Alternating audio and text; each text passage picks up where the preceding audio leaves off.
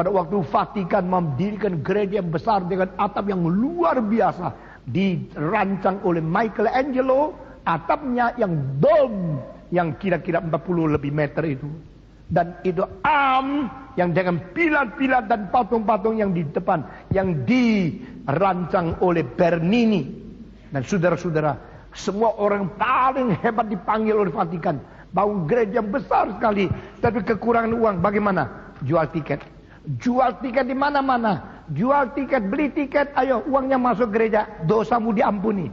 Itu penyelewengan paling besar sepanjang sejarah, sehingga membuat manusia mempunyai konsep salah mengenai keselamatan dan penebusan Yesus Kristus.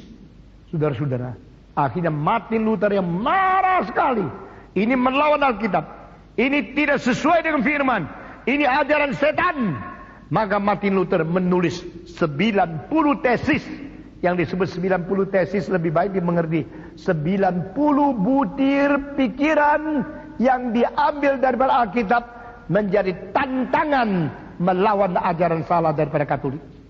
95 butir itu semua ditulis di atas satu kertas yang panjang lebar, lalu dia paku di atas pintu gerbang daripada gereja di Wittenberg. Sekarang masih ada gereja itu.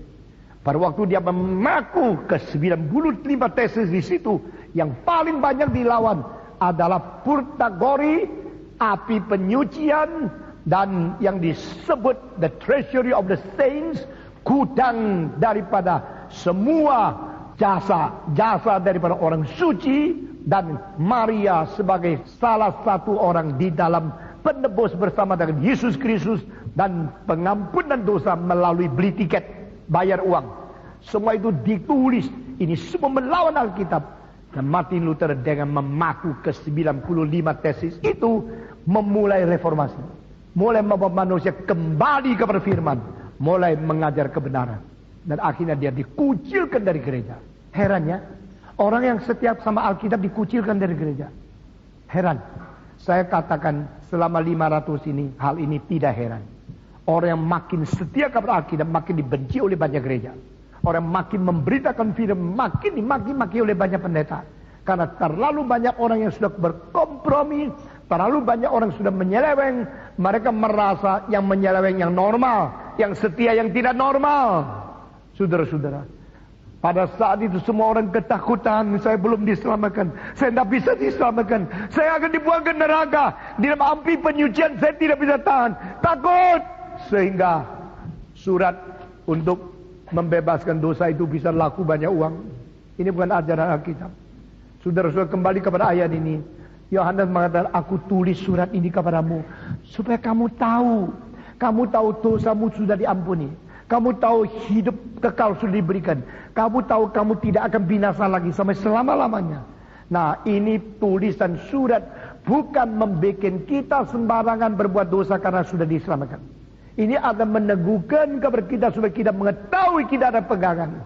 Saudara-saudara sekalian, Calvin memakai Efesus pasal 1 dari 1 sampai 10 meneguhkan orang Kristen. Engkau menjadi orang Kristen bukan karena ditabiskan oleh pendeta. Engkau menjadi orang Kristen karena tidak diampuni oleh pastor. Di tengah-tengah suatu tempat di mana pastor di dalam, lalu dengan kain yang tertutup, engkau mengaku, aku berdosa, aku berbuat ini, aku berbuat itu. Setelah engkau mengaku semua ini, engkau hanya ingin mendapatkan satu kalimat, dosamu sudah diampuni. Saudara-saudara, siapa dia? Siapa dia berhak mengampuni dosa kita? Karena Yesus berkata, engkau melepaskan siapa, mereka akan dilepaskan di surga. Engkau mengikat siapa di bumi, mereka akan diikat di surga. Oh, jadi haknya itu diberikan kepada siapa? Pertama kali kalimat ini diberikan kepada satu orang saja, namanya Petrus, Matius 16. Kedua kali diberikan kepada 12 murid, yaitu Matius 18. Dan ketiga kali ini diberikan kepada semua yang mengabar Injil di dalam amanat agung. Saudara-saudara, pergi ke seluruh dunia, jadikan segala murid bangsa muridku yang ku ajarkan mereka. Dan kau lepas siapa, mereka dilepas. Kau ikat siapa, diikat.